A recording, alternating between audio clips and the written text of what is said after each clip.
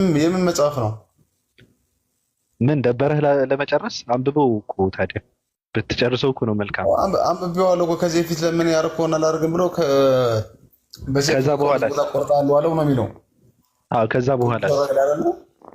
አዎ፣ ከዛ በኋላስ? ወርታች ላንበበው። አዎ፣ በዚህም ጊዜ ጮኸ፣ ያለቀሰ ተወኝ ጌታ፣ ከዛሬ ጀምሮ ክርስቲያን ሆኜ ቤተ ክርስቲያን በዘመኔ ሁሉ ሳገለግል እኖራለሁ በማለት ደንግጦ ከእንቅልፉ ነቃ። አየው አሁን ኦርቶዶክስ በሰይፍ አልተስፋፋም ልንል እንችላለን። ቅዱስ ዑራኤል ምንድን ነው? መልአክ ነው። አሁን መልአክ ሰይፍን ይዞ አንድ ሰው የማያምንበትን ነገር እያስፈራራ እንዲያምን ያደርጋል። አየው እንትን አሁን ያገበኝ ይሄ ምንድነው? ይሄ መጽሐፍ ምንድነው? እኔ እኮ ነው ስላላወቁት። አሁን ምንድነው እነንትና ሃይማኖታቸው ያስፋፉት በሰይፍ ነው፣ እነንትና ደግሞ የኛ ደግሞ በፍቅር ነው ምናምን ይባላልና ከዚያ በኋላ ያ እስላም ወደ ቤቱ ሄደና ተኝቶ ሳለ በእኩለ ሌሊት እንደ ፊተኛው ራእይ ያየ ይላል። ራእዩም ቅዱስ ዑራኤል በሚያስፈራ ግርማ የተሳለ ሰይፉን ይዞ አንተ የነገርከው ነገር ለምን አቦዘንከው? አሁን እስከ 2 ቦታ ቆርጠሃለሁ አለው። በዚያም ጊዜ ጮኸ እያለቀሰ ተወኝ ጌታዬ፣ ከዛሬ ጀምሮ ክርስቲያን ሆኜ ቤተ ክርስቲያንህን በዘመኔ ሁሉ ሳገለግል እኖራለሁ በማለት ደንግጦ ከእንቅልፉ ተነሳ ይላል። እንትን እኮ ነው። አሁን ይሄ በእርግጠኝነት ከመጽሐፍ ቅዱስ ውጭ ያለ መጽሐፍ ነው አይደለ? መጽሐፉ ምንድን ነው? እንትኑ ስያሜው ድርሳነ ዑራኤል ነው። ስለ ዑራኤል እኮ ነው የሚያወራው። ድርሳነ ዑራኤል አየሁ አይደለ? ስለዚህ አሁን ይሄ ምን መሰለህ ብረዘር፣ አሁን ይሄ ከመጽሐፍ ቅዱስ ውጭ የሆነ አስተምሮ ስለሆነ አሁን አልቀበለውም። ሲጀመር ቤተክርስቲያን አትችልም። አሁን አንተ ህጉን ስለማታውቀው እኮ ነው። አንተ ድርሳናትን አልቀበልም ማለት አትችልም። ምክንያቱም ድርሳናት ስማ፣ በኦርቶዶክስ ቤተክርስቲያን ህግ ነው ክልክል ነው። አልቀበልም ማለት አትችልም። ገብተዋል? ምክንያቱም እነዚህ መጽሐፍት ከመጽሐፍ ቅዱስ እኩል ናቸው ነው የምትለው ቤተክርስቲያኗ። እንደዛ የሚባል ነገር የለም። ሌላ ነገር ላሳየህ፣ አንድ ነገር መልስልህ። በመጀመሪያ ማለት ነው ስለ ዑራኤል እነዚህ መጽሐፍቶች ትመልሳለህ፣ ግን ስለ ዑራኤል እየሰማሁ ነው። እንትኑ ላውጣ፣ አንተ ቀጥል። እሺ ወንድሜ፣ አሁን ምን መሰለህ ብራዘር፣ አሁን ይሄ ማለት ነው እነዚህ መጽሐፍቶች ወደ ቤተክርስቲያን ከመቼ ጊዜ ጀምሮ የተጨመሩት የሚለውንም ደግሞ ማየት ያስፈልጋል። ምክንያቱም የቤተክርስቲያኗ መሰረት ክርስቶስ ነው፣ መጽሐፍ ቅዱስ ነው። ግን ከሆነ ክፍለ ዘመን በኋላ ኢትዮጵያ በፖርቹጋሎች እንደዚህ ተወረረች፣ እንደዚህ አይነት ታሪክ አለና ከዛ ጊዜ በኋላ ነው እነዚህ የአዋልድ መጽሐፍት እንደዚህ እየተስፋፉ እና በቤተክርስቲያኗ ውስጥ ከመጽሐፍ ቅዱስ እኩል እንዲታዩ የተደረገበት ሲስተም የተዘረገው ከሆነ ክፍለ ዘመን በኋላ ነው። ቤተክርስቲያኗ ግን ከዛ በፊት የምትሰብከው የሰበከችውም ቅብብሎሽም መጽሐፍ ቅዱስና መጽሐፍ ቅዱስ ነው። እኔ ችግር የለብኝም እኮ አሁን አንተ አንጻር እንድትተው ብዬ ነው። እኔ እነዚህን አልቀበልም ስለ አትችልማ። ችግሩ ምንድን ነው መሰለህ ግሩሜ? ችግሩ ምንድን ነው? አልቀበልም ማለት አትችልም። አልቀበልም ካልክ አንተ ማለት ከኦርቶዶክስነት ትባረራለህ እንጂ ተቀባይነት የለውም አልቀበልም ማለት። ገብቶሃል አባባሌ? አሁን ይሄን የማቀፍ እንትን አሁን ያንተ ችግሩ ምንድን ነው መሰለህ? ያንተ አልቀበልም ማለት ምንም ትርጉም የለውም። ያንተ አልቀበልም ማለት አንተ ህሊና ስላለህ አልቀበልም ማለት። ግን እንደዚህ አይነት ተረትና ትርክት ቤተክርስቲያኗ ለምንድን ነው አያስፈልግም ብላ ያልጣለችው ብለንም እየጠየቅን ነው። አሁን ይሄን አንብብልኝ። አሁን ወደ ትክክለኛው ነጥብ መጣልኝ። አሁን ይኸውልህ እነዚህ መጽሐፍቶች የሚታተሙት፣ የሚሸጡት፣ የሚደገሙት በጣም ሰርክሉ የሚዞሩ በተወሰኑ ግለሰቦች ነው። ቤተክርስቲያን አይደለም። ይታወቃል። እንደዛማ ማለት አትችልም። ይታወቃል። ይታወቃል። እንዴ ምን ሆነ ነው? ይታወቃል። ይታወቃል እኮ ነው። የይለፍ ትክክል ነው ተብሎ ነው የእውቅና ማህተም እንትን ተደርጎባቸው ነው የሚያልፉት። ብቻ ይህን አንብብልኝ እስኪ አንዴ። እንደው አንተ ሰው ነህ በእውነት ህሊናህን በጣም ትጠቀምበታለህና እስኪ ይሄን አንብበው። በመንገድም ስትሄድ የምታውቃት አንዲት ሴት አገኘችና ሰላም አለቻት። ከጥንት ጀምሮ ስለምታውቃትም ሁለቱም አፍ ለአፍ ገጥመው ተሳሳሙ። ያን ጊዜ በመንገድ ያገኘቻት ሴት የጸነሰች ስለነበረች በሚሳሳሙበት ጊዜ የጸነሰችው ሴት ምራቅ ባልጸነሰችው ሴት አፍ ገባና ወንድ ሳትገናኝ በዚሁ ብቻ ጸነሰች። ኧረ በኢየሱስ ማራኔ እንደዚህ አይነት እኔ ያስተምሩ አለቅም ብራዘር። ጭራሽ ከመጽሐፍ ቅዱስ ሁሉ ውጭ የሆነ ነገር ነው ብራዘር። እና እኔ ግን አንድ የምናገረው ይሄ በጣም ትልቅ ይከበዳል። ድርሳነ ዑራኤል ከፈለክ አሁን ስማ ወንድሜ ማንንም የሃይማኖት አባት መጠየቅ ትችላለህ። ማንንም ገብቷል። ድርሳነ ዑራኤል ዘየካቲት ድርሳን 5 ቁጥር 11 ላይ አለልህ። ገብቷል።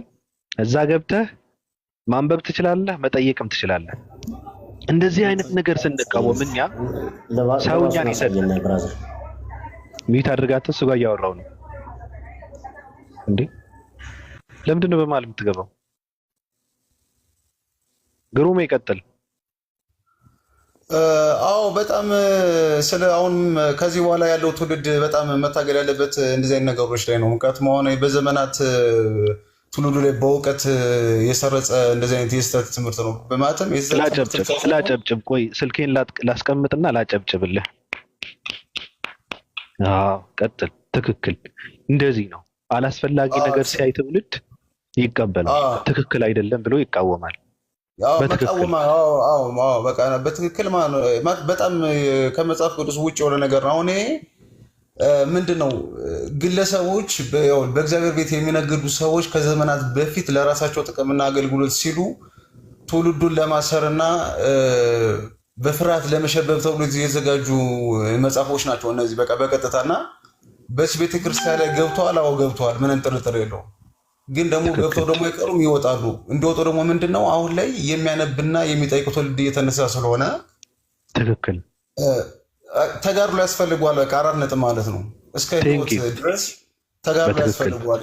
ምክንያቱም አባቶቻችን ተሰውተው ነው፣ ትክክለኛ አባቶች ተሰደው ተሰውተው ብዙ ነገር ተደርገው ነው እነዚህ መጽሐፎች እነዚህ ትምህርቶች በዚህ ቤተክርስቲያን ላይ እንዲጸኑ የተደረገው ማለት ነው። ስለዚህ አሁን የግለሰብ ጉዳይ አይደለም፣ የሃይማኖት አጥር ጉዳይ ሳይሆን ይህ የዘላለም ህይወትና የእግዚአብሔር ጉዳይ ስለሆነ ሁሉ ነው በቃ ትግል ያስፈልገዋል። ስለዚህ አሁን እኔ የምለው ነገር ምንድነው በድፍረትና በሙላት የሚናገር ትውልድና ሰው ያስፈልጋል። አሁን ልክ እንደኔ እኮ ግንዛቤ ያላቸው ይሄ ነገር የሚያስቡ በጣም ብዙ ሰዎች አሉ፣ በጣም ብዙ ትውልድ አለ። ግን አሁን ምንድነው ይሄ ሰብሮ ያለ መውጣትና ፍርሃት ምንድነው በቃ ከምኩራባቸው ያስወጡናል ብለው ስላሰቡ በቃ በድፍረት አልተናገሩም የሚል ታሪክ አለ መጽሐፍ ቅዱስ ላይና ልክ እንደዛ ከሆነ አጥር ከሆነ ነገር ላለመውጣት ሁሉም አሁን ሁሉ የሚያመቻቸው ምንድነው እነዚህ መጽሐፎች የሚረዱት ለስጋ ምኞት ነው። በቃ በእግዚአብሔር ቤት ሆነ ግን ለስጋ ምኞት እንትን የሚሉ መጽሐፎች ናቸውና እነዚህ መጽሐፎች እኮ የሚነበቡት እኮ ጭፈራ ቤት፣ ማሳጅ ቤት ምናምን አይደለ ይሄዳሉ እኮ አይደለ። እንደዚህ ቄስ ነን እንደዚህ ምናምን የሚሉ አሉ። ትክክለኛ አገልጋይ ያልሆኑ በደሞዝ ነው እንደውም እየሄዱ የሚያነቡት ማለት ነው። ጠዋት እነሱ ሄደው ይሄን መጽሐፍ ያነባሉ። ከሰዓት ደግሞ ያው ብዙ ነገር ይሰራል። ጭፈራ ቤት ሄደው ጠዋት ጸበል ምናምን እንደዚህ ይሄን አንብቦ ጸበል ረጭቶ ይመጣሉ። ማታ የቻሉትን ያክል የኃጢአት ጥግ ሁሉ ሲሰራበት ያድራል ማለት ነው። ከዛም ደግሞ ጭራሽ አስራቱ በኩራት ደግሞ አሁን ከጭፈራ ቤት ባለቤት አሁን ቤተክርስቲያን እንዴት ነው አስራት እንደውም እንዴት ነው የምትቀበለው? እስኪ ተመልከቱ ማለት ነው። እና ሁሉም አንድ ላይ ተያይዘው ለአንዱ ለአባታቸው ለዲያብሎስ እየሰሩ ነው ያሉ። ስለዚህ ቤተክርስቲያን ደግሞ የእግዚአብሔር ነች እና በድፍረትና በኃይል እንደነ ጳውሎስ እንደነ ጴጥሮስ እንደነ እስጢፋኖስ ጸጋና ቃልን ተሞልቶ ኃይልን ተሞልቶ በድፍረት ሲሞኖችን የሚያሳፍር ይህ ነገር በእግዚአብሔር ተጋድሎ በመንፈስ ቅዱስ ኃይል ወደፊት የሚወጣ ትውልድ ያስፈልጋልና ከዛ መሀል ደግሞ እኔ አንዱ ራሴ ነኝ ብዬ ነው የምናገረው። ምክንያቱም ይሄ የእግዚአብሔር ቅናት በውስጤ ስላለ እኔ በዛ መልክ ነው የምረዳው ወንድሜ።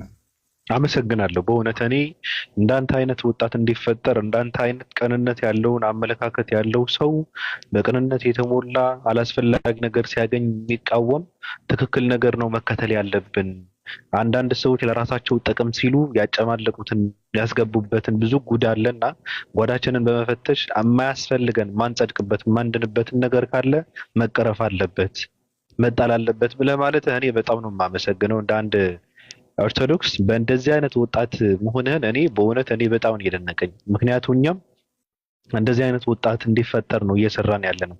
አላስፈላጊ የሆኑ ሃይማኖቱን የሚያንቋሽሹ በትክክልም ማጸድቅበት የብልግናም የሰዶምም የሌዝቢያኖችን ታሪክ በኦርቶዶክስ ቤተክርስቲያን ስም እያስነበቡ አባቶች ዝም ማለታቸውም እኛም ተገርመን እኛም እየጨነቀን ዝም ብለን ሁሌም እየተቃወምን ነው እንደምታየው። ግን ደግሞ እንዳንተ አይነት የሚሰማ ወጣት ካለ ደግሞ እኛ ባለንበት ጠንክረን እንድንሰራ የሚያደርግ ብርታት የሚሰጥ ኃይል የሚሆን ነገር ነው ሀሳብ የሰጠው። በእውነት እኔ በጣም አመሰግናለሁ ግሩሜ። እንደ ኦርቶዶክስ አንተ ኦርቶዶክስ ነው እንደዚህ አይነት አመለካከት እንትን ማድረግህ በጣም ነው የማመሰግነው። አሁን ቁጭ ብለህ እዚህ ጋር ታያለህ ባባ የሚለው ሰውዬ እኔ ጋር ይሰዳደባል። ይኸው ዝም ብለህ ለምንድን ነው ውሸት ነው የለም ይለኝ። ከላይ ጀምሮ እያየው ነበረ እና እንትን እኮ ነው አሁን የኛ ብስጭት የኛ ስድብ የኛ መናደድ የእግዚአብሔርን ጽድቅ አይገነባም። ትክክል። ምክንያቱም ክርስትና መሰረቱ ፍቅር ነው፣ ፍቅር ደግሞ ክርስቶስ ነው። ምንም ያክል ነገር ብናደርግ ፍቅር ከሌለን ሁሉም ነገር ከንቱ ነው የሚሆነው፣ ይፈርሳል። ምንም ያክል ነገር ብናደርግ ማለት ነው። ትክክል። ሲጀመር ይሄን ራስዎም በተሳሳተ መንገድ ላይ ያለን ትውልድ ለመመለስ መጀመሪያ ከፊት መቅደም ያለበት ፍቅርና ፍቅር ብቻ ነው። ትክክል። ፍቅር ከሌለ ወደ ማንም መጠጋት አትችልም። እውነት ነው። ለዚህ እኮ ነው አታይም እንደ ፓስተር በላቸው ነቢያት በላቸው አባቶች በላቸው ምናምን ከዚች ከአንዷ ከአዲስ አበባ አይወጡም፣ ወደ ውጭ ሀገር ነው የሚሄዱት አይደለ? ለምን መሰለህ? ፍቅር ከህዝቡ ጋር ከትውልዱ ጋር ፍቅር የላቸውም። የቀሙትን፣ የዘረፉትን፣ የደፈሩትን፣ ያንገላቱትን በመንፈስ አስሮ በየቦታው ወደሚያንገላቱት ትውልድ እንዴት ነው የሚሄዱት እነሱ? ትክክል። ፍቅር የለም። አየሁ አይደለ? ስለዚህ አሁን እዚህ ጋር የሚደረገው ነገር በሙሉ ስለ ክርስቶስ ስለ እግዚአብሔር ከሆነ በፍቅር እንምጣ ማለት ነው። ልክ ነህ። አንዳችን ከአንዳችን ከፍቅር በቀር ሌላ ዕዳ አይኖርብን። በቃ እኔ አሁን ከአንተ ከፍቅር ውጭ ሌላ ዕዳ እንዲኖርብኝ አልፈልግም። የፍቅር ምላሹ ፍቅር ስለሆነ ፍቅር ደግሞ እግዚአብሔር።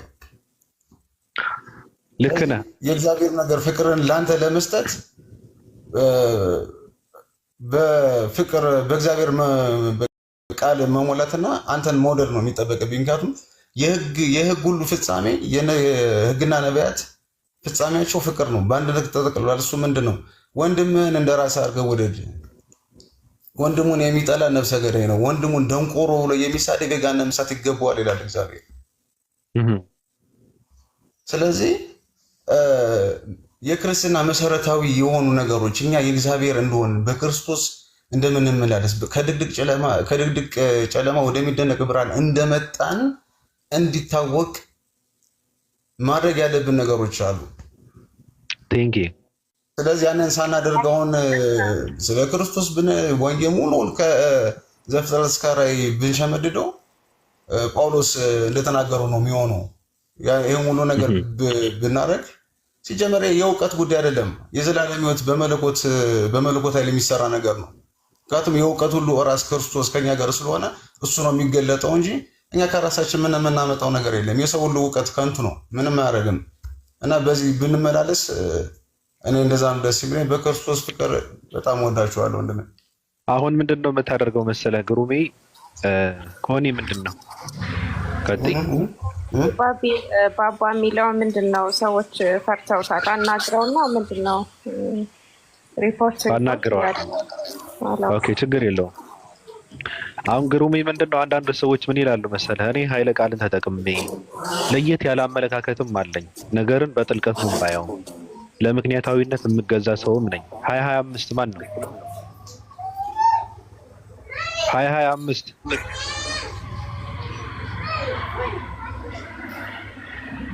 2025 ማን ነው እያልኩ እኮ ነው። ምንድን ማን ነው ፍሬንድ ነን እኔ ጋር ማን ነው እኔ የመለስኩለት ሰው?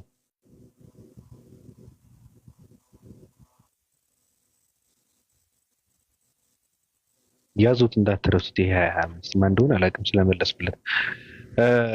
ግሩሜ ምን ይላል መሰለህ? እኔ ለየት ያለ እንትን አለኝ፣ አመለካከት አለኝ። ኃይለ ቃልም ተጠቅሜ አንዳንዴ ልሳደብ እችላለሁ። የምሳደበው ግን ምንድነው አላስፈላጊ ሆኑ አጥማሚ ቆሻሻ ሰዎችን ነው። እውነትን እየነገርካቸው ፊታቸውን የሚያዞሩ ሰዎችን ነው። ከመጽሐፍ ቅዱስ የማይተዋወቁ ከክርስትና ጋር ሆድና ጀርባ የሆኑ ሆዳሞችን ነው የምሳደበው። ስለዚህ ይሄ ሰው እኮ ይሳደባል፣ ይሄ ሰው እግዚአብሔር ነኝ ይላል ምናምን ይላል። ለምንድን ነው እንደዛ ብለህ የምትለው ብለህ ነው መጠየቅ ያለብህ። ገብቷል? ግሩሜ ስለኛ ብዙ ሰው ይነግርሃል። አሁን እዚህ ጋር መጥተህ በጣም ደስ የሚል ሀሳብ ስለሰጠህ አንተ ውሸታም፣ እነሱ እኮ የሰይጣን ቁራጮች ናቸው፣ እርኩስ ናቸው ምናምን ይሉሃል። በቃ እንደዚህ ነው አበሻ እንደምታውቀውና አትመናቸው። መጠየቅ የምትፈልገው ነገር ካለ ስለኛ እኛን መጥተህ ነው መጠየቅ ያለብህ። እንደዚህ የምትሉት ለምንድን ነው ከምን ተነስታችሁ ነው ማለት ያለብህ። ምክንያቱም እዚህ ጋር ለየት ያለ ሀሳብ የሚሸራሸርበት ቤት ነው። ገብቷል? ጽድት ያለ ነው፣ ነፃ ነው፣ በድፍረት ነው። ጥያቄ ካለ ጠያቂ ካለ መላሽ ካለ በድፍረት ነው የምንጠይቀው ለማለት ነው። ባባ ይሄው ዝም ብለህ ወረድ ተሳስተሻል። እኔ አውቀዋለሁ እኮ ሰውየው ሚዩት ሲያደርግ በቃ እነሱ ስላወቁት አውቀዋለሁ። እኔ አውቀዋለሁ ራሴ።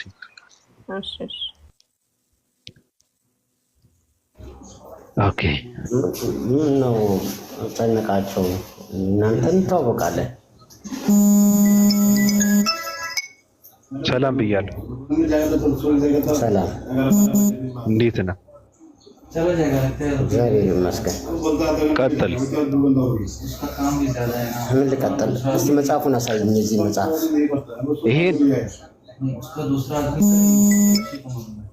ይሄን ነው መጽሐፉን አሳይኝ። ድርሳነ ዑራኤል የውጭ ፔጁን አሳይኝ እኮ። ዑራኤል ነው እያልኩህ እኮ ነው። ዑራኤልማ ቤተክርስቲያኑ ዑራኤል ይባላል። እስቲ ገልጹን አሳየኝ። ምን አገባኝ፣ ብቻ ድርሳነ ዑራኤል ነው አልኩህ እኮ። ከፈለክ መግባት ትችላለህ። ቁጥሩን እንትን ይዘህ አሁን እንደዚህ ብሎኛል ነው የምለው። ቆይ ብሎኛል ብዬ ነው የምለው ወይስ ስክሪንሻት አድርገህ ወሰደዋ? አንተ ነህ ስክሪንሻት እንትን አይሆነኝማ አባቴ እኮ ወሰደው። ድርሳነ ዑራኤል ዘሚያዝያ የሚለውን ዘሚያዝያ ላይ ስማ፣ ይሄ ስክሪንሻት አድርገህ ነው እኮ እየነገርኩህ እኮ ነው። ድርሳነ ዑራኤል ዘሚያዝያ ነው። ወሩም የሚባል የለም። እንደዛ ነው የተጻፈው እንዴ? አታውቅም እንዴ? አሁን አንተን እንጂ አላወቅኸው አባቴ። አንተን እንጂ አላወቅኸው። መጽሐፉን ድርሳነ ዑራኤል ዘሚያዝያ አልኩህ እኮ። ኦኬ እንደውም ቆይ መረጃ ስታይ ቆይ ላሳየህ። እኔ ማን እንደላከልኝ ራሱ አሳያለሁ። ከማን ጋር እንደማወራ ራሱ ቆይ ስለማን ምን አገባኝ? ተረጋጋ። አሁን ለቤተ ክርስቲያን ይዤ ሀሳባቸውን ይዤ እንደነገራል የፈለግከው መጽሐፉን አሳየኝ እኮ ነው እያልኩ ያለሁት እኮ። እንዳሳየህ ተረጋጋ እኮ ነው ጠየቅኩህ አባቴ። ተረጋጋ። ምን እንደማወጣልህ ቆይ ላሳየህ። ኦሆ እኔ ሰጣኝ ነው ያልኩህ እንጂ ዛቻ አይደለም። አይታይም፣ ተቆረጠ አይደል? ከላይ እንደው ይታያል። ከላይ ይታያል አይደል? ምንድን ነው መጽሐፉን አሳየኝ እኮ አልኩህ ብራዘር። በስክሪንሻት እኔ ያልነቃ ሀሳብ ነው ብዬም አላቀርብም ለመምህራኖች። መጽሐፉን አሳየኝ፣ ስክሪንሻት አድርጌ ሄዳለሁ፣ አስገልጬ አስነብባለሁ። ቶሎ በል። ቀላል ጥያቄ እኮ ነው የጠየቅኩህ። መረጃ ነው የጠየቅኩት። አንዴ ከተናገርክ በኋላ ሚዩት አድርግና እሱ እስኪያወራ ጠብቅ። እኛም እኮ ጆሮአችንን እንፈልግ። ጆሮ አለሽ አንቺ ጆሮ ውስጥ። ኦኬ ይታያል። ይታያል። ለባስኒ የመጽሐፉ ከላይ ምን ይላል? ከላይ ምን ይላል? የመጽሐፉ መሴጅ ያደረገልህ ሰውስ ማለት እየጠየቅኩህ ነው። መሴጅ ያደረገልኝ ማለት እኔ ጠየቅኩህ እየነገርኩህ ነው። ድርሳነ ዑራኤል ዘሚያዝያ ከነግዕዙ ዘጋለን እየነገርኩህ ነው። የኢትዮጵያ ኦርቶዶክስ ተዋሕዶ ቤተ ክርስቲያን ይላል ከታች ዱቅ አድርጎ ማለት ነው። መጽሐፍ የለህም ወይ? መጽሐፍ የለህም? መጽሐፍ እኮ ነው የማሳየህ። ይሄ መጽሐፍ አይደለም፣ ስክሪንሾት ነው። እኔን አይመለከትኝም። እንትና መጽሐፍን አምጣ፣ መጽሐፉን ግለጽና አሳየኝ፣ ጀርባውና ፊቱን አሳየኝ። ከዛ መልእክትን ይዤ ልሂድና እኔም ጠይቀኝ። እንዳንተ ስክሪንሾት አድርገው። ምን ችግር አለ? ቀለም ስክሪንሾት አድርገው። አባቴ ምን ላድርገው ቢሉኝ እየነገርኩህ ነው። አፈናት ስክሪንሾት አድርገው እያልኩህ እኮ ነው። ስክሪንሾት አድርገው። አንተ እድሜ ልክህን አፈናት ትከትላ አንተ ነህ እንጂ ስክሪንሾት አድርገው። እኔ አጨሳለሁ እንደዚህ። ኦርቶዶክስ ቤተክርስቲያን ኡራኤል ሰይፍን ይዞ እየተወረወረ እየተንሳፈፈ ሰውን በማስፈራራት ነው ኦርቶዶክስነትን የተስፋፋው እልሃለሁ። ይስፋፋ፣ በቃ ጀግንነት ነው። ምን ችግር አለ? ጀግንነት ነው። ውረድ አንተ ሉጢ። ባሳየው ባለፈው ሴቶችን ከንፈር ለከንፈር ተሳስመው እሚል አለ ድርሳነ ኡራኤል ውስጥ ስንለው ምን ችግር አለው አለ። መባጽዮን የሚባል ሰውዬ የኢየሱስ ክርስቶስ ከንፈር ስለሳምኩ ፌንት ነቀልኩ አለ ስንለው ችግር የለውም እኔም ባገኘው ገለጭጨዋለሁ የሚል ሰው ነው። እንደዚህ ነው ያለው። እኔም ባገኘው ክርስቶስ ከንፈሩን ነው የምስመው አለ። እንደዚህ ነው።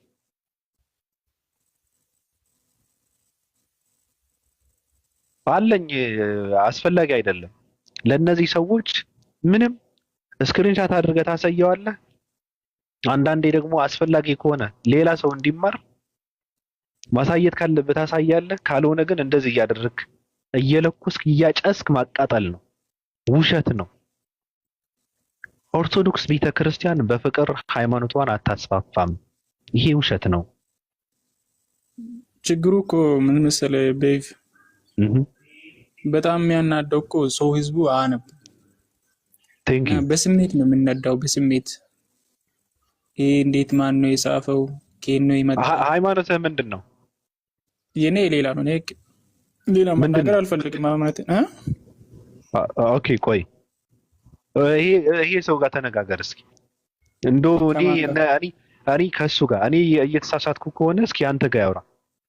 እኔ ከፈለገ እኔ 666 አድርጎ ይሁን ስለሚያስበኝ እስኪ አንተ እንትን አድርገው አውራው። ያውራኝ። ማን ነው? ኦርቶዶክስ ነኝ ይላል እሱ። ባባ የሚለው አስገባው ማለት አስገብቼዋለሁ።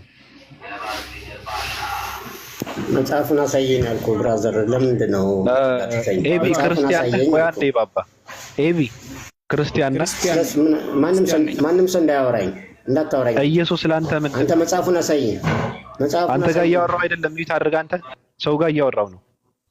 ኢየሱስ ምንድን ነው ኤቢ? ለኔ የእግዚአብሔር ልጅ ነው ወይ ደግሞ የአብ ልጅ። የአብ ልጅ? አዎ እንጂ እግዚአብሔር አይደለም። አዎ አይደለም። ቴንክ ዩ። እግዚአብሔር ኢየሱስ ፈጥሮታል አልፈጠረውም? ፈጥሮታል። ቴንክ ዩ። የሥራው ምን አደረገው? የሥራው መጀመሪያ አደረገው። ስለዚህ ኢየሱስ ፍጡር ነው።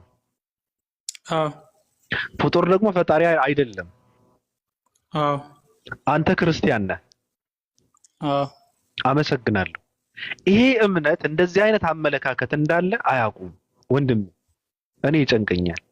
አሁን እሱ ጋር ማውራት ትችላለህ። እኔ ሚዩት ላድርግ፣ እሱ ጋር አውራ።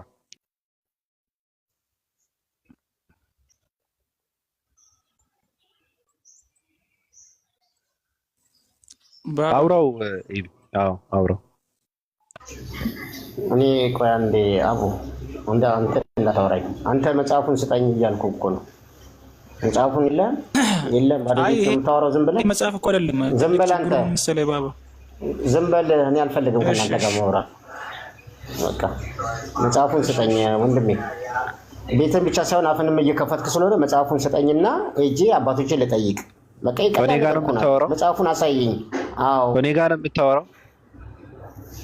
አሳየኝ እኮ ነው ያልኩህ። ሌላ ነገር እኮ ነገርኩህ እኮ። መጽሐፉ ያለው እናትህ እግር ስር ውስጥ ነው ያለው። ሂድ፣ ውጣ። እኔ ጋር ምን አባህ ይሰራል? ሂድና አባቶች ይጠይቃቸው። መጽሐፉ ያለው እኮ አባ ማቲያስ ጋር እኮ ነው ያለው መጽሐፉ። ቀሳውስት ጋር እኮ ነው ያለው መጽሐፉ። እኔ ጋር ምን ይሰራል? አየሁ ቀጥል። እንደውም አንተ ስበክ እስኪ ሃይማኖትን ስበክ። ቀጥል።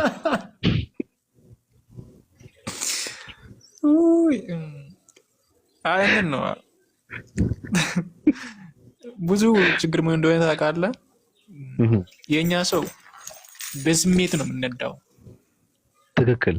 አንድ እውነት ስትነግረው ይሄ ምንድን ነው ያለው፣ ይሄ ሰውዬም እንዴት እንደዛ አለ፣ ምን ማረጋገጫ አለክ፣ የተናገርክበት ደግሞ መንስኤው ወይ ደግሞ ትክክለኛ መሆኑን አለመሆኑን በምን ላረጋግጥ ብሎ አይፈትሽም። ሁለተኛ ደግሞ ምንድነው መጽሐፍ ቅዱስ ቤተክርስቲያን የሰጠው መጽሐፍ ቅዱሱ ማን ነው የጻፈው? ከየት መጣ? በስንት ዓመተ ምህረት ነው የተጻፈው? ተተርጉሞ ነው ወይ ሰው ነው የጻፈው? የኛ ሰው ነው የጻፈው? ምንድነው ብሎ መጠየቅ አለበት ማንኛውም ሰው ብዬ አምናለሁ። ለምን እምነት ከባድ ነው፣ የህይወት ጉዳይ ስለሆነ ጉዳይ ስለሆነ ስለዚህ መጠየቅ ነው። ይሄ ፈጣሪ ማን ነው? ስሙ ማን ነው? ምንድን ነው? አመለካከቱ ምንድን ነው? ሁሉም በምን ላረጋግጥ? ትክክለኛ መጽሐፍ ቅዱስ ማለት ያልተበረዘ ቅዱስ ማለት ቅዱስ ነው አይደለ? ቅዱስ በመሆኑ በምን ላረጋግጥ ምንድን ነው ብሎ ቢጠይቁ የተሻለ ሀሳብ የተሻለ ከነሱ ጋር ራሱ ከማንም ጋር መከራከር ሳይፈልጉ ትክክለኛውን መንገድ ያገኛሉ ብዬ አስባለሁ። ለምን ከፈለግን ነው። ዝም ብለን ግን አንድ ሰው እየነገረንን ብቻ ይዘን በስሜት በቃ ትክክል ነው ይሄ ነው ከማለት ውጪ ራሳችን ከጠየቅን ሰውንም ከጠየቅን ካነበብን እንረዳለን ብዬ አስባለሁ ነው። እና ችግሩ ይሄ ነው። አሁን ለዚህ እኮ ነው አሁን ቅድም ስታነሳ የነበረው ሀሳብ ራሱ ነጮቹ የኛን ድክመት አይተው የኛ እንትኑን አይተው ትምህርት ላይ ያለ አይደለ 7ኛ ክፍል ላይ 8ኛ ላይ ሰው ከዝንጀሮ ነው የመጣው ሆሞ ሳፒያንስ ሆሞ ኢሬክተስ ሆሞ ምናምን ብሎ ከዛ ያስተምሩና ፈጣሪ እንደሌለ አርግቶ እንድናስብ በስሜት ስለምንነዳ ብዙዎቻችን ማለት ነው ጭራሽ ምን አደረጉ እኛ ማረጋገጫ ደስ እንዲለምሉ ሉሲ የምትባል ነገር አመጡ። በቃ እኛ ሰው ከዝንጀሮ ነው የመጣው ብሎ እንድናምን ካለማንበቡ የተነሳ ማለት ነው በስሜት ስለምንነዳ በቃ ደስ እንለኛ በቃ ሀገራችን ኢትዮጵያ የመጀመሪያ የሰው ፍጥረት ነው ሉሲ የምትባለው 2 ሚሊዮን ምናምን የቆጠረች እኛ ሀገር ነው የምትገኘው። በቃ እኛ እንደዛ ነን። ግን ጀርባው ምንድነው? እኛ ዝንጀሮ ነን እያለን ነው። እኛ ፈጣሪ አልፈጠረንም፣ በሂደት ነው የመጣ ነው፣ በዝግመተ ለውጥ ነው የመጣ ነው ብለን እየፎከርን ነው ማለት ነው። እና ብናነብ አሪፍ ነው ብዬ አስባለሁ። አመሰግናለሁ። እንደውም አንዳንዴ ኤቢ የዋቃ ጉሬቻ ነው የኢሬቻ አላውቅም የሰው ልጅ ከውሃን የፈለቀው ምናምን የሚለው ይሻላል። እንደው እንቁራሪት ስለሚኖርም ዝም ብሎ አፉን ከፍቶ እየጮኸ በአይኑም ስለሚሰማ በጆሮውን ስለሚያይ እንደው እንቁራሪት እንደዛ ነው። በአይኗ ነው የምትሰማው፣ ጆሮ የላትም። በአይኗ ታያለች፣ በአይኗ ትሰማለች። እና እንደ እንቁራሪት የሆነ ህዝብ ነው ራሱ ኢትዮጵያዊ የሚባለው። አሁን ኤቢ እንደው ስለ ክርስቶስ ትንሽ እንድትናገር ነው የፈለኩት። እሺ ክርስቶስ እኔ ግን የዚህ ቲክቶክ ላይ በእንትን ማውራትም አልፈለግም። ግን ያው ድንጋይ ሃይማኖት ስለሆነ መብትህ ነው፣ የፈለከውን መናገር ትችላለህ። እሺ ክርስቶስ ማለት የእግዚአብሔር የመጀመሪያ ፍጡር ነው። ይሄ ቆላስይስ 1 ምዕራፍ 1 ቁጥር 15 ላይ አምላክ መሳይ የመጀመሪያ ፍጡር እንደሆነ የራሱ ይናገራል። እዛ ላይ ደግሞ ድጋሚ ደግሞ ምሳሌ 8:22 ላይ እንደዚህ ይናገራል። መጀመሪያ ስጋ ለብሶ ሳይመጣ በፊት መንፈሳዊ አካል ሆኖ አብ ጋር ነበረ። አብ ከፍጥረታት ሁሉ መጀመሪያ አርግቶ ነው የፈጠረው። ለምን አሁን እልፍ መላእክቶች አሉ፣ እልፍ ብዙ ነገር አለ። ሰይጣንም መቼም የአብ ፍጥረት ነው። ፈጣሪ አንድ ብቻ ነው፣ አምላክ አንድ ብቻ ነው። አምላክ አንድ ብቻ ነው። ሁሉም ነገር ሰማይን፣ ምድርም፣ ውሃውን፣ ተራራውን፣ ዛፎቹን ሁሉን ነገር ይሄ በቃ አጽናፈ ዓለሙን የፈጠረ አንድ አምላክ አለ። እሱ ደግሞ ኢየሱስ ራሱ እሱን የፈጠረው ይሄ ሁሉ ነገር ከመፈጠሩ በፊት እሱን ፈጥሮታል። ይሄ አብ መንፈስ ነው። ማንም ሰው እሱን አላየም። መጽሐፍ ቅዱስ ይሄን አረጋግጦ ይናገራል። ማንም ሰው ይሄ አብ ወይ ደግሞ በዕብራይስጥኛ የሆዋ ስሙ የተቀደሰ ነው፣ ግን ይቅርታ የሆዋ የሚባለው ወይም ያህዌ የሚባለው ማንም በአካል ምን እንደሚመስል አላየም። ግን የመጀመሪያ ፍጡር አድርጎ ኢየሱስን ፈጥሮታል። ወደ ምድር ሳይመጣ በፊት ገብቶ ከዛስ የሰው ልጅን ከፈጠረ ሁሉም ነገር ሲፈጥር ይሄ ኢየሱስ ክርስቶስ ከሱ ጋር ነበረ። ይሄም ደግሞ ምሳሌ ውስጥ ይናገራል። እኔ የሱ ረዳት ነበርኩ። ረዳት ማለት አጋዥ። አሁን ለምሳሌ አንድ ስራ ሲሰራ እንትና አለ፣ ዋናው ካርታ ፕላኑ የሚያነሳ አለ፣ ግንበኛ አለ፣ ብዙ ነገር አለ አንድ ቤት ሲሰራ። ኢየሱስ ክርስቶስን እንደዚሁ አብን የሱ መልእክተኛ ወይ ደግሞ የሱ ከመላእክቶች የተሻለ ሆኖ የተሻለ ሰራተኛ የተዋጣለት ሆኖ አብን ሲያግዘው ነበረ ማለት ነው። በምንድን ምድር ስትፈጠር፣ ከዋክብት ሲፈጠሩ፣ ሁሉም ነገር ሲፈጠሩ ይሄ መጽሐፍ ቅዱስ ነው የሚናገረው፣ እኔ ሳልሆን ማለት ነው። ሁሉም ነገር ሲፈጠር አብሮት ነበረ። ከዛ ሰው ልጅ ሲፈጠርም አብሮት ነበረ። ጭራሽ ምን ይላል? እኔ በሰው ልጅ በጣም ይደሰት ነበረ ይላል፣ በቃሉ መሰረት ማለት ነው። ሰው ልጅን ይወድ ነበረ፣ በሰው ልጅ ራሱ ይደሰት ነበረ ይላል። ስለዚህ ከሱ ጋር ስለነበረ ከሱ ጋር አንድነት ስለነበረ እሱን ባህሪ እሱን ያየው እሱ ብቻ ነው፣ ኢየሱስ ብቻ ነው። የሌላ ማንም አላየም። ያለኔ አብ ያየ ሰው የለም ራሱ ተናግሯል። ከዛ ሰው ልጅ አዳምና ሔዋን ሲፈጠር ደግሞ ገነት ውስጥ ፈጠረ። ያው አዳምና ሔዋን ደግሞ ተሳሳተ።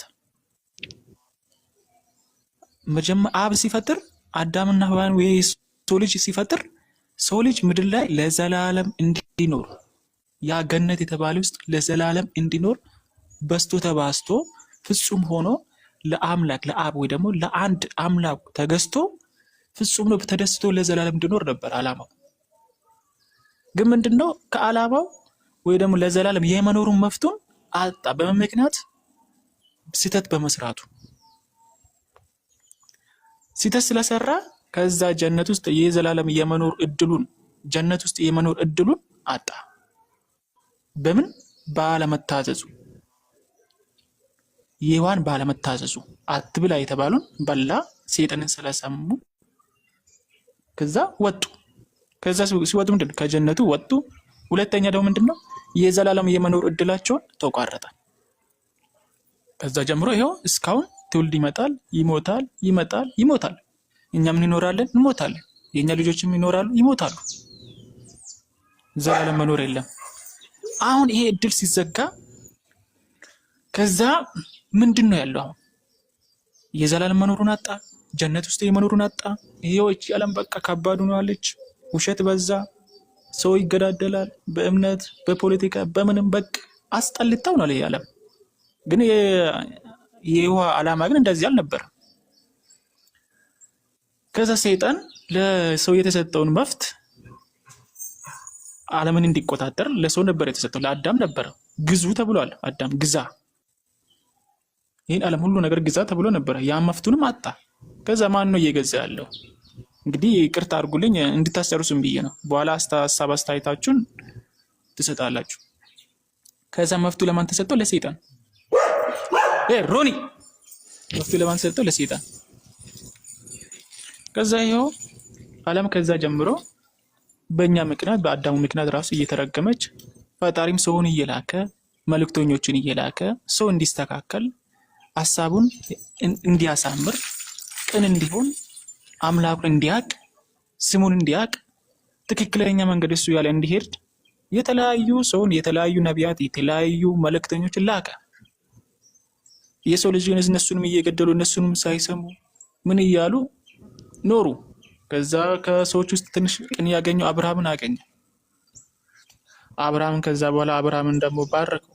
ከአብርሃም በኋላ ደግሞ በቃ ምንድነው ያሰበው? ባጭሩ ብዙ ረዘም ሳልል የሰው ልጅ ያኛውን ያበላሸውን ነገር ወደ ቦታው ወደ ጀነቱ ለማምጣት ወደ ዘላለም ህይወቱ ለማምጣት ምንድነው አማራጭ ያለው? ጥፋተኛ ስለሆነ ይሄን ጥፋቱን ደግሞ ራሱ ይቅር ብሎ ወደ ጀነቱ መጀመሪያው ወደ ዘላለም ህይወቱ ለማምጣት ምንድነው ማድረግ ያለብን ብሎ አሰበ።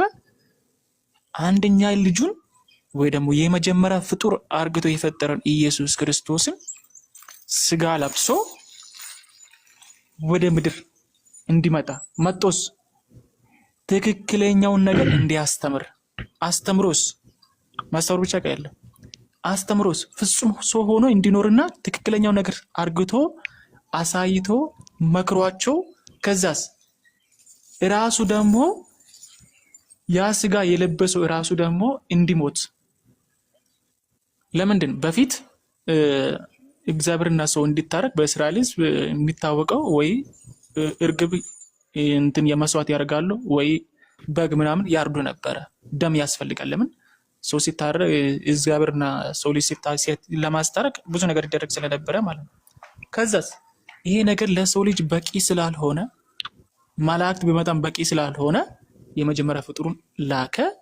ከዛ ስጋ ስለበሰው ቅዱስ ሆኖ ያለ አባት አሁን በሳይንስ አንድ አባትና አንድ እናት ውስጥ ነው የሚወለደው። ኢየሱስ ክርስቶስ ግን ያለ አባት ወይ ደግሞ በማርያም ብቻ በማጽኗ ራሱ በመንፈስ ቅዱስ መሪነት ፍጹም ሰው አርግቶ እዛው ፈጠረው።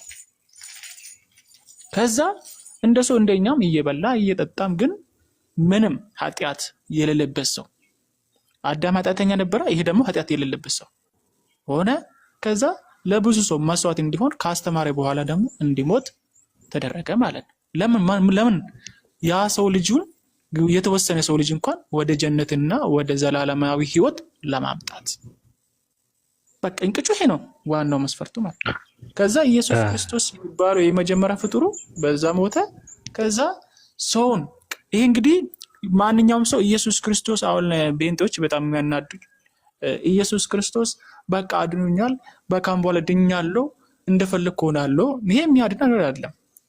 ምንድነው ትክክለኛ ማንነቱን ባህሪውን ኢየሱስ ያለውን ነገር ተግባር ላይ በማዋል ከዛስ በማመን በምን ታምናለህ? እሱ የእግዚአብሔር ልጅ እንደሆነ ወይ ደግሞ እሱ አምላክ እንዳልሆነ አምላክ የእሱ ራሱ አምላክ እንዳለው ግን ጌታ ነው፣ ስልጣን አለው፣ ንጉስ ነው። ግን ለሱ ራሱ የንጉስ የሰጠው ደግሞ አንድ አካል አለ። እሱ ማን ነው? ይሄው ነው። ለሱ እንዲገዛና ቃሉ እንዲሰማ ንጉሱን እንዲያከብር ያኛውን ደግሞ እንዲያመልክ ይሄ ልዩነቱን አውቆ እንድድን ነው እንጂ ዝም ብሎ ማዳንም የለም። በዚህ መንገድ ሰው ልጅና እግዚአብሔር እንዲታረቅ አደረገ በሚለው ነው ማምነው። ይሄ ነው ያው ብዙ ምን ችሎታውም የለኝም ግን የመናገርም ይሄ ነው በቃ አይዶሎጂ ማለት ነው። የምታምንበት ያንተ እምነት ነው። እኔ ችግር የለብኝም። ሰው የሚያምንበትን በትህትና ከሆነ የሚያወራ ችግር የለብኝም። ከባዱ ችግር ምንድን ነው? ከአንተም እኮ አሁን እኔ በአንተ አልስማማም። ስለዚህ የሆነ ሰዓት ላይ ዝም ብለን እናወራለን። ዝም ብለን አንዳንድ ጥያቄዎችን እያወጣን ምናምን እናወራለን። ግን ለምንድን ነው እኔ የፈለግኩት እኔ እንደዚህ አይነት ክርስቲያኖች እንዳሉ አያውቁም። አንዳንድ ሰዎች ጭራሽ ይደነግጣሉ። ኢየሱስ ክርስቶስ እኮ ፍጡር ነው ብለው ማለት እያለ ክርስቲያን ያለ አይመስላቸውም። ክርስቲያኖች፣ ኦርቶዶክሳውያን፣ ፕሮቴስታንቶች የሚያውቁ ካልሆኑ ማለት ነው። ስለዚህ እየሰሙ ማወቅ አለባቸው በሚል ነው አውቄን ፈልገዋለሁ። ኢየሱስ ክርስቶስ ፍጡር ነው ብለው የሚያምኑ ሙስሊሞችና አይሁዳውያኖች ብቻ ይመስላቸዋል። ገብቷል? እንደዚህ አይነት ክርስቲያንም እንዳለ ማወቅ አለበት። ይሄ ደደብ ደንቆሮ የሆነ አንዳንድ ሰው አለ፣ ምንም አያውቅም። ባቢ ምን መሰለ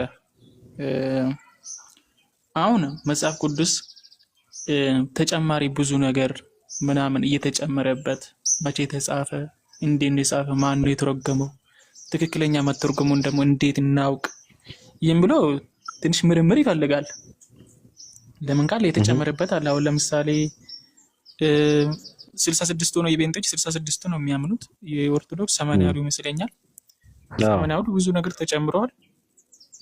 እዚህ ጋር ኢየሱስ ክርስቶስ ቤንቶች ኢየሱስ ክርስቶስ ስላሴ ይላሉ። ራሱ መጀመሪያ ነበረ፣ ከዛ መጣ። በቃ እኔ እንጃ አይገባኝም። ሶስት ናቸው ከዛ አንድ ናቸው። አንተ ትቀበለዋለህ። አሁን ጳውሎስ የጻፈውን ከአስራ ምናምን በላይ መጽሐፍት ተጨማሪ ናቸው። እኔ አልቀበላቸውም። እንትን ነው ይሄ መጀመሪያ እንትን ነው ይሄ ፖለቲካል ሲስተም አለው። መጽሐፍ ቅዱስ ኢትዮጵያ ውስጥ ሲደረግ ሲጽፉ ሲተረጉሙ ከዕብራይስጥ ወይ ደግሞ ከግሪከኛ ወደ አማርኛ ሲተረጉሙ ለራሳቸው እንዲመቻቸው ለእንትን ለገዢነት አስተሳሰባቸውን ዝም ብሎ ሰው እንዲቀበል በስሜት እንዲቀበልና ለራሳቸው አገዛዝ ደግሞ እንዲመቻቸው አድርጎ ነው የተረጉሙ ይመስለኛል።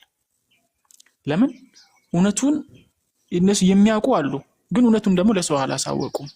ያው እነሱ ተጠያቂ ናቸው። ያም ሆነ ለራሳቸው አሁን ለምሳሌ የመጀመሪያዎቹ ወደ ኃይለ ሥላሴ ዘመን ምናምን መጽሐፍ ቅዱስ ሰው ራሱ እንዲያነብ ሰው አይደረግም። ካነበበ ራሱ የሚገደል ይመስለኛል። ሰዎች ምናምን ሲያወሩ ሲሰማ እንዲያነቡ ራሱ አይፈቀድላቸው። ጭራሽ ራሱ ምንድነው የዮሐንስ ስም እግዚአብሔር ብሎ ነው የተረጎሙት። ይሄ እግዚአብሔር ማለት ይሄ እንትን ነው መሰለኝ የግዕዝ ቋንቋ እግዚ ማለት ገዢ ማለት ነው። ብሔር ደግሞ ብሔር ነው የአንድ ገዢ ብሔር። ይሄ ስም እኮ አይገባም ለአንድ ፈጣሪ አጽናፈ ዓለምን የፈጠረ። እንዴት አንተ የብሔር ገዢ ስም ትሰጠዋል? ሁሉም ነገር ይፈጠራል። በጣም የሚገርም ስንት ቀን ተፈጥቷል። እኔ በሱ ነው እና